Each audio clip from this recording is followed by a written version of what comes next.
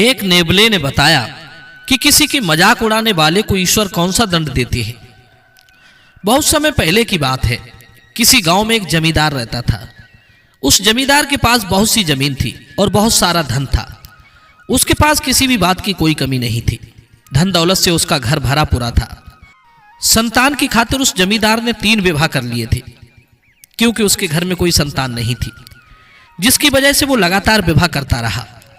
उसने जब 3 विवाह कर लिए तो उन तीनों पत्नियों में से किसी भी पत्नी को संतान नहीं हुई। यह बात उस जमींदार को बहुत चिंतित करने लगी। लेकिन वो जमींदार दूसरों की मदद करने में बहुत ही आगे रहता था और हमेशा दूसरों की मदद किया करता था। अगर किसी को भी किसी चीज की कमी होती तो वो अपने घर से उसे पहुंचा देता था। उस जमींदार से गांव के लोग भी बहुत ही प्रसन्न रहते थे। लेकिन जमींदार का दुख उन गांव के लोगों को भी बहुत दुखी करता था। वे सोचते थे कि जमींदार कितना अच्छा व्यक्ति है, लेकिन इसके कोई संतान नहीं है। इस बात का दुख हमें भी बहुत होता है। धीरे धीरे समय गुजरता चला गया। एक दिन अचानक एक गांव के व्यक्ति ने आकर उस जमींदार को बताया कि पास में ही थोड़ी दूर पर एक महात्मा जी रहते हैं। तुम उनके पास चले जाओ, उनके पास तुम्हारे लिए कोई ना कोई उपाय जरूर होगा। वे तुम्हें जरूर बताएंगे और वो तुम्हारा दुख दूर कर देंगे, क्योंकि मैंने सुना है उनके पास जो भी जाता है वो कभी खाली हाथ नहीं लौट कर आता। प्रिय बंधुओं, ये सब सुनकर वो जमींदार दूसरे ही दिन वहां से उन महात्मा जी के पास चल देता है।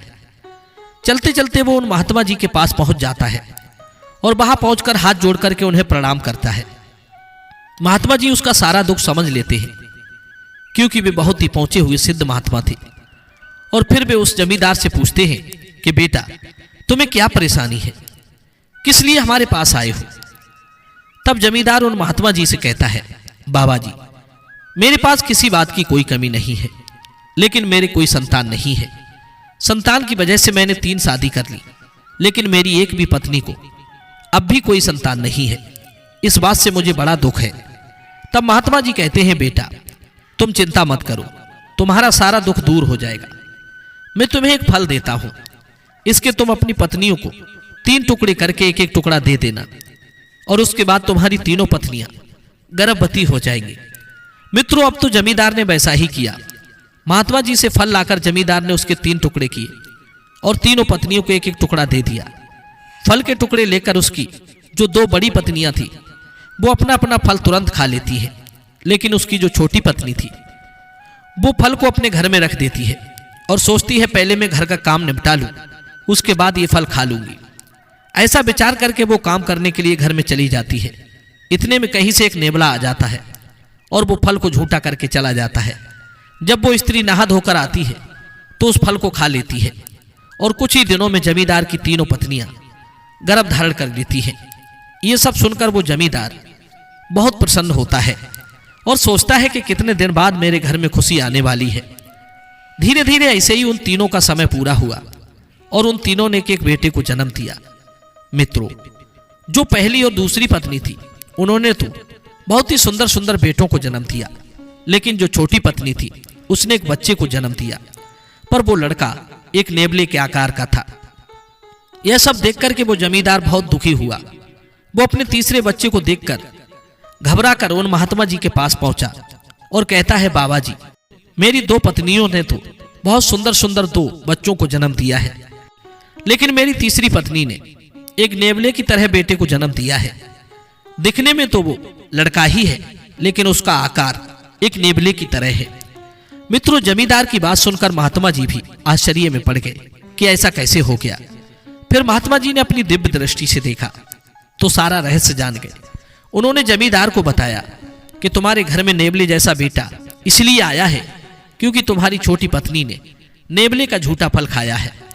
लेकिन तुम चिंता मत करो, इसमें तो मैं कुछ कर नहीं सकता, लेकिन तुम्हारा ये बेटा बुद्धि में बहुत तेज होगा और आगे चलकर वो बहुत ही सुंदर और गुणवान बन जाएगा। मित्रों, जमींदार ने सोचा, चलो कोई बात नहीं है, जैसा भी है मेरा बेटा है, 2 बेटे तो मेरे कम से कम ठीक ठाक हैं ही। ये सब विचार करके वो वहां से अपने घर आ जाता है। फिर उन तीनों का नामकरण करवाता है। कुछ दिन बाद जब उनके बच्चे धीरे धीरे बड़े होने लगते हैं तो जमींदार की तीनों पत्नियों में आपस में झगड़ा होने लगता है। जमींदार की जो छोटी पत्नी थी वो बड़ी ही सीधे स्वभाव की थी, लेकिन बड़ी वाली दोनों बड़ी घमंडी थी। वो छोटी वाली को ठीक से भाव नहीं देती थी। जब उन तीनों में आपस में झगड़ा होने लगा तो जमींदार इस बात से बहुत परेशान था। एक बात और थी, बड़ी बड़ी दोनों पत्नियां छोटी वाली के बेटे को अपने लड़के के साथ नहीं खेलने देती थी और अपने बेटों के अंदर उस नेबले के प्रति बहुत ही घृणा भरती रहती थी। उनके बच्चे भी उस नेबला से घृणा करते थे। एक दिन जमींदार ने विचार किया कि मेरे पास धन की तो कोई कमी नहीं है, क्यों ना मैं इन तीनों के लिए अलग अलग मकान बनवा दूं। मित्रों, वैसा ही हुआ। जमींदार ने तीनों के लिए अलग अलग मकान बनवा दिए और वे तीनों पत्नियां अलग अलग मकानों में रहने लगी। इधर जो दो बेटे थे वो तो एक साथ खेलते थे, लेकिन जो नेबला की तरह था वो बेटा बेचारा अकेला ही खेलता रहता था और उसका सभी लोग मजाक उड़ाते थे। गांव के लोग भी बहुत उसकी हंसी उड़ाते थे। उससे कहते थे नेबला भाई, क्योंकि वो नेबले की तरह था। उसे कभी भी उसके नाम से नहीं पुकारा जाता था, लेकिन वो कभी इस बात से कभी दुखी भी नहीं होता था। वो सोचता था कि भगवान ने मुझे ऐसा आकार दिया है, इसी वजह से सब लोग मुझे नेबला नेबला कहकर बुलाते हैं। धीरे धीरे वक्त गुजरता चला गया। समय के साथ जमींदार के तीनों बेटे जवान हो जाते हैं। तभी जमींदार विचार करता है कि क्यों ना मैं अपने दोनों बेटों को परदेश भेज दूं धन कमाने के लिए। जमींदार ने वैसा ही किया। उसने अपने दोनों बेटों को अपने पास बुलाया और उन दोनों से कहा कि बेटा, अब तुम बड़े हो गए हो, कुछ ही दिन बाद तुम्हारा विवाह हो जाएगा, इसलिए तुम पहले मुझे कुछ रुपए कमा कर दिखाओ। मैं देखना चाहता हूं कि तुम्हारे अंदर कितनी बुद्धि है। अपने पिता की बात मानकर वे दोनों बेटा चल देते हैं। जमींदार उन्हें बड़े प्रेम से विदा करता है। जब ये बात उस नेबले को पता चलती है तो वो भी अपने पिताजी के पास आता है और कहता है, पिताजी, मैं भी धन कमाने जाना चाहता हूं, मैं भी कमा करके धन लाऊंगा।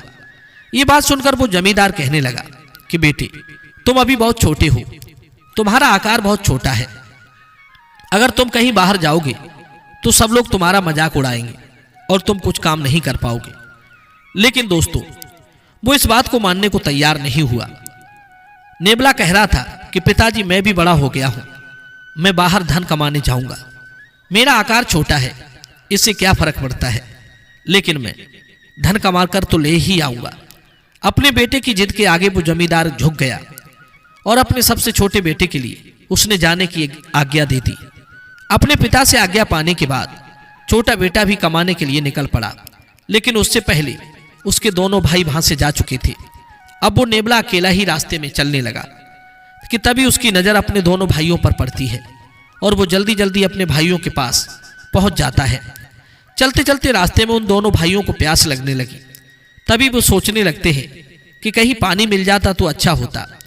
इतने में उन्हें एक नारियल का पेड़ दिखाई देता है जो कि बहुत ऊंचा था। उन्होंने सोचा कि इस पेड़ पर हम चढ़ना नहीं जानते, लेकिन अगर हमारा नेबला भाई होता तो वो हमें नारियल तोड़कर पानी जरूर पिला देता। वे दोनों ये बात कह ही रहे थे कि पीछे से वो नेबला कहने लगा, भाई तुम चिंता मत करो, मैं यही हूं तुम्हारे पीछे।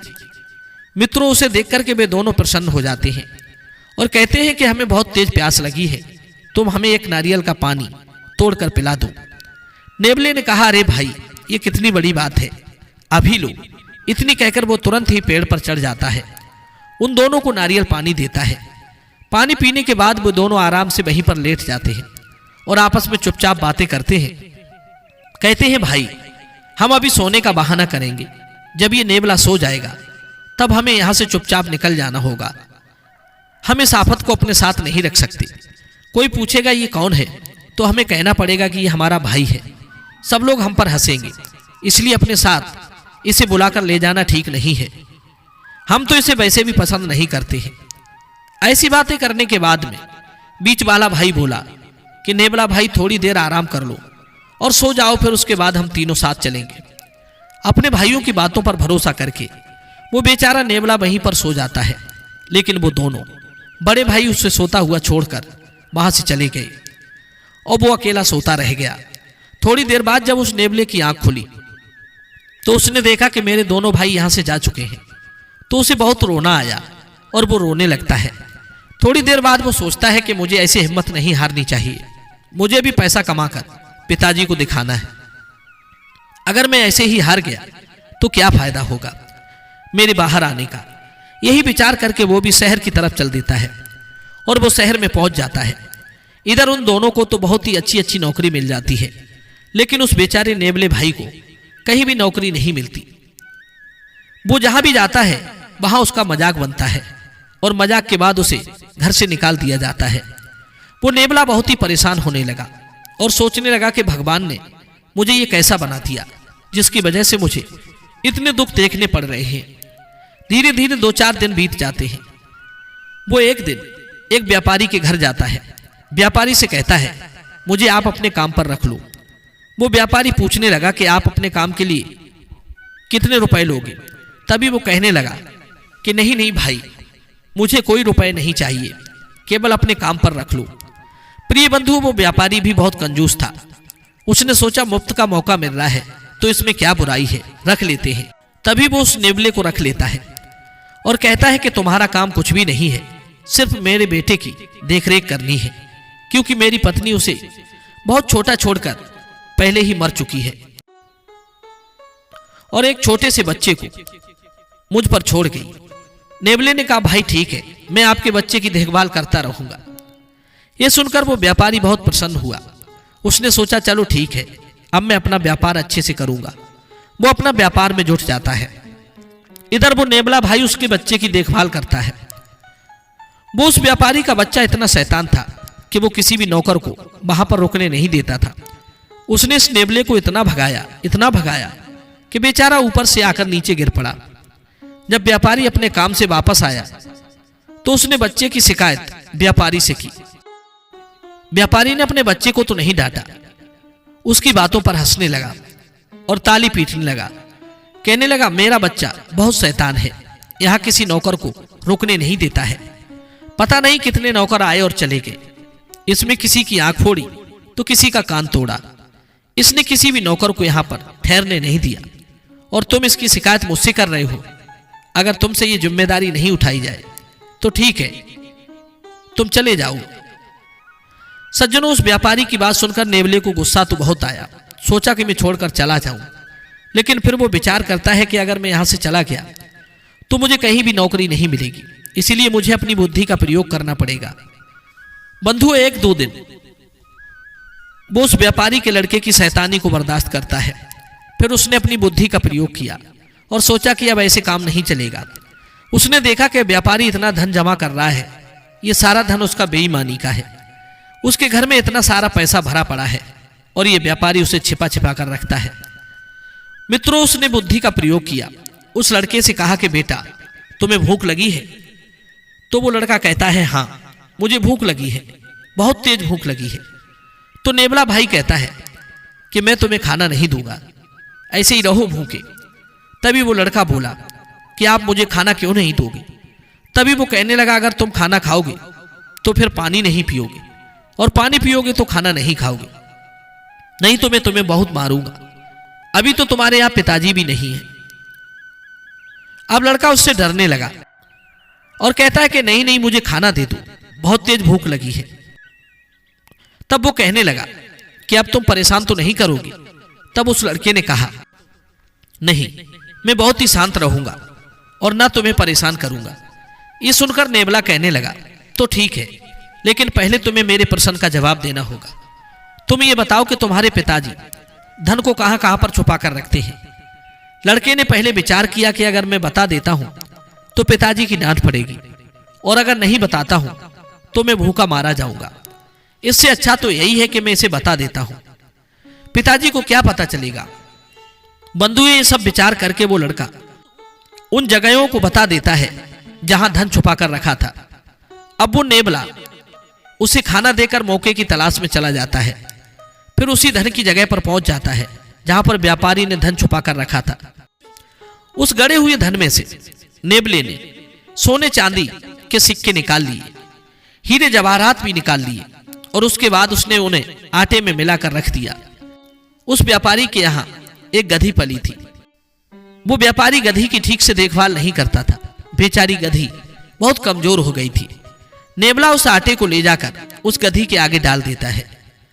गधी वो सारा आटा खा लेती है और हीरे जवाहरातों को भी खा जाती है। मित्रों, इस प्रकार उसने बहुत सारा धन उस गधी को खिला दिया। तो नेबला सोचने लगा कि अब मैं उस बेईमान व्यापारी का बहुत सारा धन चुरा कर यहां से ले जाऊंगा, इस धन से मैं बहुत कुछ कर लूंगा। मित्रों, ऐसा विचार करके वो व्यापारी से कहता है कि सेठ जी, अब मैं अपने घर जाना चाहता हूं, मुझे बहुत समय हो गया है, मेरी मां मुझे याद कर रही होगी। लड़के की ऐसी बातें सुनकर व्यापारी कहने लगा, ठीक है, लेकिन तुम्हारे बिना मुझे अच्छा नहीं लगेगा। खैर कोई बात नहीं, तुम्हें क्या चाहिए तुम मुझे बताओ। तभी वो कहने लगा कि सेठ जी, मुझे कुछ नहीं चाहिए, सिर्फ वो गधी मुझे दे दो जिसकी आप अच्छे से देखभाल नहीं करते हो। मैं इसकी अच्छे से देखभाल करता रहूंगा। ये बेचारी यहां दिन भर एक तरफ खड़ी रहती है। सेठ जी ने मन में सोचा, कितना बुद्धू है, इसने मांगा भी तो क्या मांगा, कमजोर सी गधी। व्यापारी बोला, तुझे गधी की जरूरत है तो ले जा, वैसे भी मैं इसकी देखभाल नहीं करता हूं। मित्रों, नेबला उस गधी को लेकर चल देता है। फिर वो सोचता है कि क्यों ना मैं पहले अपने भाइयों को ढूंढ लूं, उसके बाद गांव चलूंगा। अब तो वो अपने भाइयों के पास जाता है और अपने भाई से कहता है कि भैया, बहुत दिन हो गए, अब हमें गांव लौटना चाहिए। प्रिय बंधु, अपने छोटे भाई की बात मानकर वे दोनों भी अपने मालिक से आज्ञा लेकर रुपए पैसे लेकर लौटने लगते हैं। रास्ते में आने के बाद वो अपने नेबले भाई का मजाक उड़ाने लगता है और कहते हैं कि अरे तूने इतने दिन में ये सूखी सी गधी ही कमा पाई, तू कुछ रुपए नहीं कमा लाया, फिर तू यहां आया ही क्यों था। मित्रों, नेबला अपने भाइयों की बातों का बुरा नहीं मानता था। वो अपने रास्ते में चलता रहा। कुछ दूर चलने के बाद उन दोनों भाइयों को भूख लगने लगी। तभी एक बेर का पेड़ पड़ा जिसमें बहुत सारे बेर लगे थे। बेर के पेड़ को देखकर वे दोनों भाई उस नेबले से मीठी मीठी बातें करने लगते हैं और कहते हैं कि नेबला भाई, हमें भूख लगी है, हमारे लिए बेर तोड़ दो। मित्रों, अब वो नेबला भाई पहले वाला नहीं था। अब वो समझ चुका था कि कौन मेरा हितैषी है और कौन मेरा शत्रु। वो झट से अपनी गधी से उतरा और बेर के पेड़ पर चढ़ गया। पहले तो वो मीठे मीठे बेर खुद खाता है और अपनी गधी को खिलाता है। उसके बाद कच्चे कच्चे बेर अपने भाइयों को देता है। मित्रों, बेर खाकर वे तीनों फिर से वहां से आगे को चल देते हैं और चलते चलते अपने गांव के पास पहुंच जाते हैं। जब वो गांव के पास पहुंचे तो उन्होंने सोचा कि क्यों ना हम पहले इस नेबले के घर चलते हैं, देखेंगे कि इसकी मां इसके साथ कैसा व्यवहार करती है, क्योंकि ये कुछ धन तो कमा कर लाया नहीं है, ये सूखी साकी गधी कहीं से ले आया है। ये विचार करके भी पहले उस नेबले के घर जाते हैं। इधर जब गांव वालों को पता चलता है कि नेबला एक सूखी सी गधी लेकर आया है तो सभी लोग मजाक बनाने के लिए उसके घर पर इकट्ठे हो जाते हैं और वहां जाकर उसकी मजाक बनाने लगते हैं। ये सब देखकर उसकी मां को बहुत दुख होता है और सोचते हैं कि मैंने इससे पहले ही मना किया था और ये मेरी मजाक बनाने के लिए ये सूखी सी गधी लेकर आया है। मित्रों, इधर वो नेबला अपनी मां से कहता है, मां तुम जल्दी जल्दी आंगन लीपो, उसके बाद 2 मोटे मोटे डंडे ले आओ। उसकी मां कहने लगी कि क्या पागलपंती की बातें करते हो। उसने कहा, मां मेरी बात मानो, पहले आप ऐसा करो। मित्रों, अपने बेटे के आगे उसकी एक न चली, तभी वो वैसा ही करती है। जल्दी जल्दी उसने आंगन को लीपा और मोटे मोटे डंडे लाकर रख दिए। उसके बाद वो नेबला गधी को बीच आंगन में खड़ा कर लेता है और एक एक डंडा जोर से मारने लगता है। तभी वो डंडों की वजह से लीद करना शुरू कर देती है, जिससे सोने की मोहरें और हीरे असरपियां निकलने शुरू हो जाते हैं। मित्रों, ये देखकर सब लोग आश्चर्य में रह जाते हैं और कहते हैं ये तो कोई जादू है। जब ये दृश्य वे दोनों भाई देखते हैं तो उन दोनों भाइयों के मन में लालच आ जाता है। विश्वास से हैरान रह जाते हैं। उनकी आंखों के सामने वो डंडा मारता जाता है, वैसे ही गधी के पेट से सोने की मोहरें और असरपियां निकल आती हैं। फिर उसकी मां सब कुछ बटोर कर अपने घर में रख लेती है। तब वे दोनों भाई उस नेबले भाई के पास जाते हैं और कहते हैं, भैया क्या आप अपनी गधी बेचोगे। अपने भाइयों की बात सुनकर नेबला कहता है कि ये गधी मैं तुम्हें दे तो दूंगा, लेकिन इसके बदले में जो पैसे तुम कमा कर लाए हो वो सारे पैसे तुम्हें मुझे देने होंगे। मित्रों, वे दोनों भाई बिना सोचे विचारे बोल देते हैं, ठीक है हम तुम्हें ये सारे रुपए पैसे देने को तैयार हैं। वे दोनों सोचने लगे कि जितना धन हम कमाकर नहीं लाए हैं उतना धन तो हम इस गधी से निकाल लेंगे। ये सब विचार करके वे दोनों अपने अपने रुपए उस नेबले भाई को दे जाते हैं और उस गधी को लेकर अपने घर पहुंच जाते हैं। बंधु, ये बात तो पूरे नगर में फैल चुकी थी। नेबला भाई एक गधी को लेकर आया है जो कि जादुई गधी है। सब लोग उस गधी को देखने के लिए आते हैं। इधर उन दोनों की माओ ने पहले से ही आंगन लीप रखा था। उन दोनों ने अपनी माताओं से कहा कि मोटे मोटे डंडे लेकर आओ। वे दोनों मोटे मोटे डंडे लाकर अपने बेटे को देती हैं। तभी वे दोनों उन मोटे मोटे डंडों से उस गधी को पीटते हैं और वो गधी जैसे ही लीद करती है तो एक सिक्का निकल आता है। उसे देखकर वे सोचते हैं कि ये वाकई में जादुई गधी है। फिर तो वे दोनों उस गधी की पीठ पर डंडे बरसाने लगते हैं, लेकिन उस गधी से एक भी सिक्का नहीं निकला। उन्होंने डंडे मार मार कर गधी को अधमरा कर दिया, लेकिन कोई भी पैसा उससे नहीं निकला।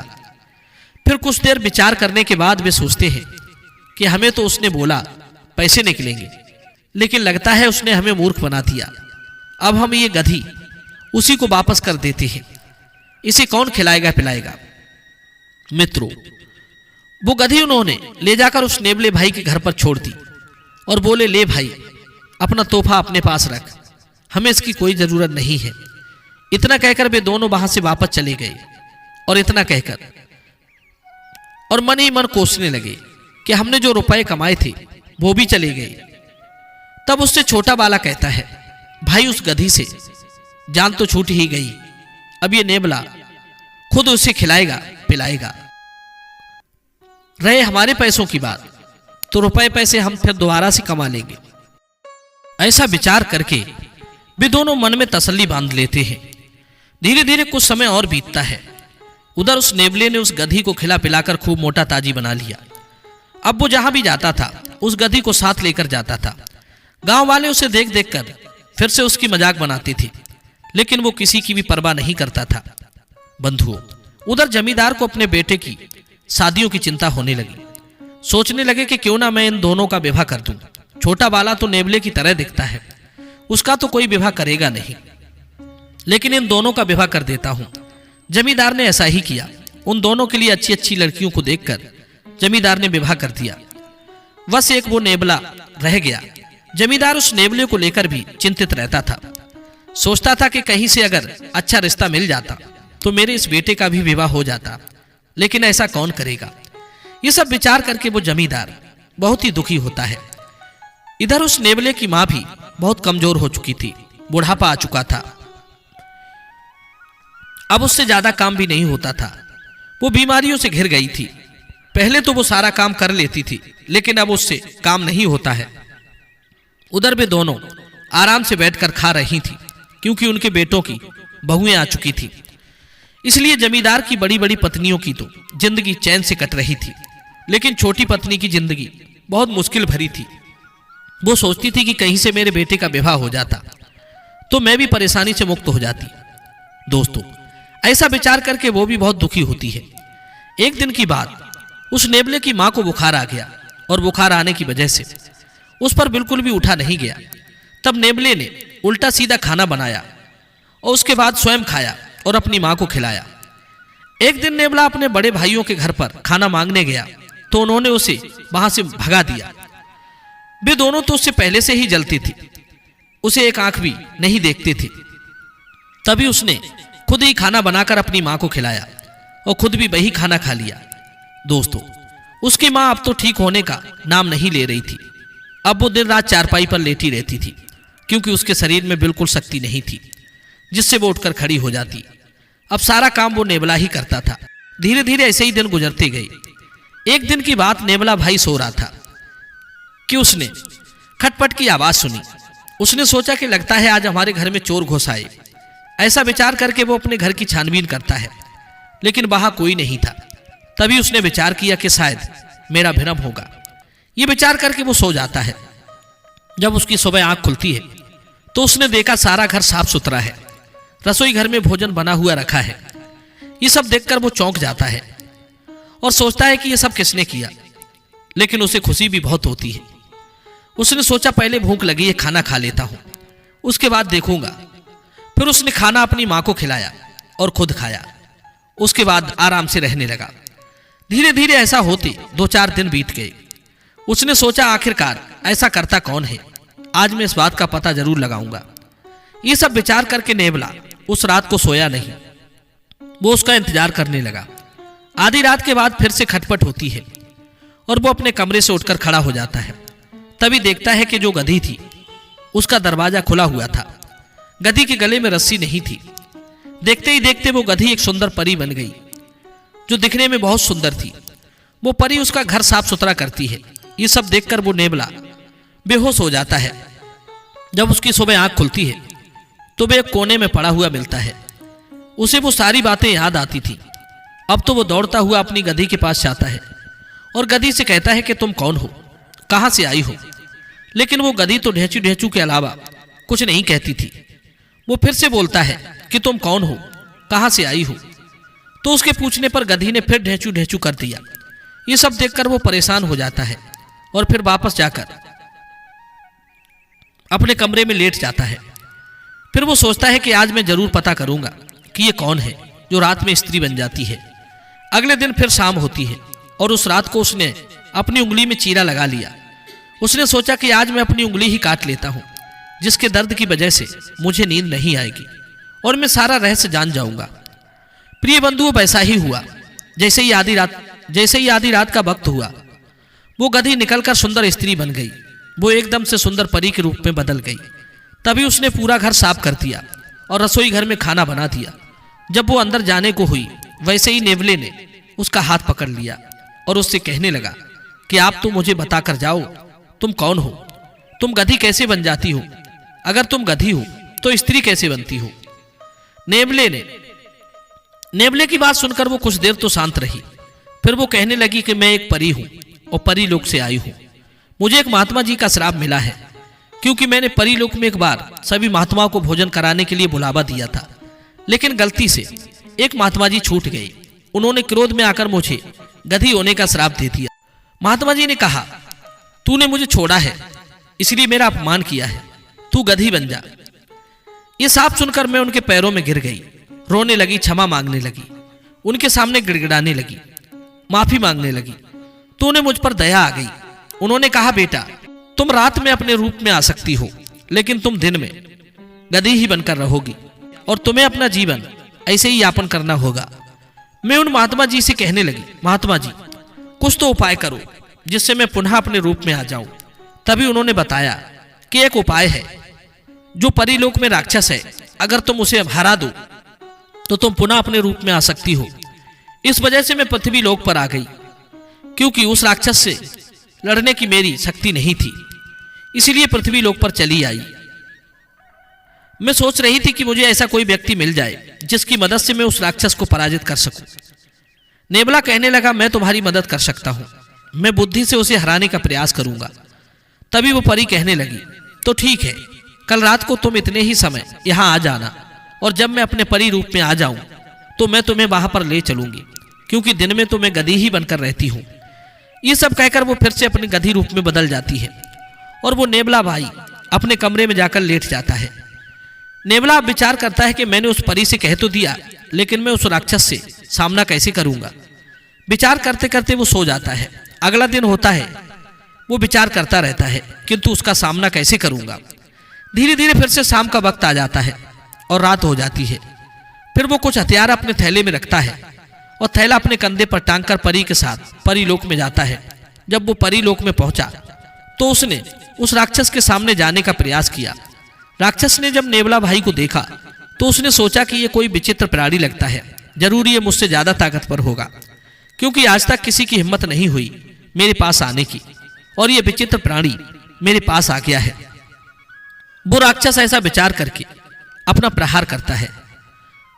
तभी नेवला उस परी से कहता है कि तुम मुझे इसके ऊपर पहुंचा दो। परी ने कहा, क्यों नहीं, मैं तुम्हें अभी इसके ऊपर पहुंचा सकती हूं। तभी वो उड़ान भरता हुआ उस राक्षस के सीने पर जाकर बैठ जाता है। उसके बाद वो अपने थैले से कुछ हथियार निकालकर राक्षस की आंखों में मार देता है, जिससे राक्षस को बहुत परेशानी होती है। उसके बाद वो अपने हथियारों से राक्षस का वध कर देता है। राक्षस से लड़ाई होते होते नेवले को चोट लग जाती है, वो घायल हो जाता है और वो वहीं पर मूर्छित होकर गिर जाता है। इधर जब उसकी आंख खुलती है तो वो देखता है कि वो एक सुंदर से स्थान पर लेटा है जिसके चारों ओर परी ही परी खड़ी थी।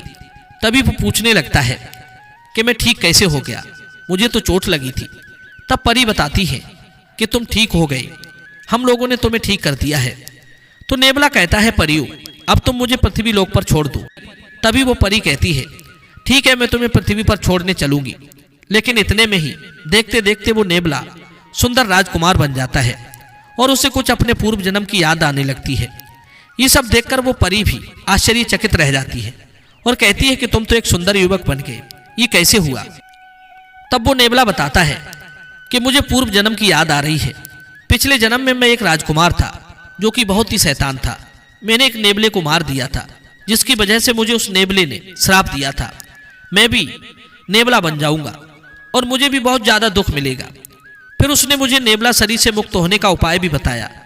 जब मैं उससे गिड़गिड़ाया, उसने कहा कि तुमसे एक परी मदद मांगने आएगी, अगर तुम उसकी सहायता कर दोगे तो तुम फिर से सुंदर युवक बन जाओगे।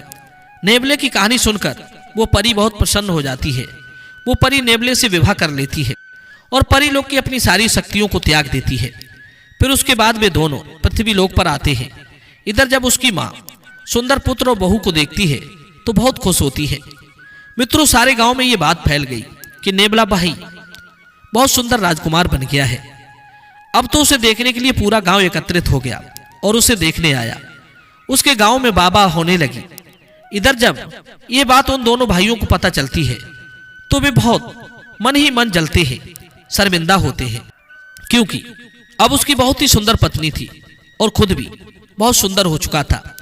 प्रिय बंधु, अब तो वो नेवला गांव का चहेता बन गया था, क्योंकि वो भी अपने पिता की तरह सबकी मदद करता था और किसी को भी अपने घर से खाली नहीं भेजता था। अब उसकी जिंदगी में खुशहाली आ गई थी। मित्रों, इस कहानी से सीखने वाली बात यह है कि हमें किसी के रूप की मजाक नहीं उड़ानी चाहिए, न किसी से घृणा करना चाहिए। ईश्वर ने जिसे जैसा बनाकर भेजा है वो ठीक ही होता है। यदि हम किसी की निंदा करते हैं, किसी के रूप की हंसी उड़ाते हैं, किसी को अपने रूप गुण बल में हीन समझते हैं, परमात्मा ऐसे लोगों को दंडित करते हैं, क्योंकि कहते हैं ऐसे लोगों के साथ परमात्मा की विशेष कृपा जुड़ी होती है, जो कुरूप होते हैं, अंगहीन होते हैं। मगर हंसी उड़ाने वाले को परमात्मा दंड जरूर देता है। सब अपने अपने कर्मों का भोग भोगने के लिए आते हैं। अगर हम किसी की मजाक उड़ाते हैं तो हमें भी अगले जन्म में मजाक का पात्र बनना होता है। ऐसे अनेकों प्रमाण हैं जो किसी का अपमान करने के कारण पशु पक्षी बन गए। परमात्मा ने आपको सुंदर बनाया है, धनवान बनाया है, गुणवान बनाया है, तो किसी को नीचा दिखाने के लिए नहीं, बल्कि स्वयं को विकसित करने के लिए। जो लोग अपने ऐश्वर्य का दुरुपयोग करते हैं उनसे उनका ऐश्वर्य छीन लिया जाता है। मित्रों, ये कहानी कैसी लगी कमेंट सेक्शन में अपनी राय देना।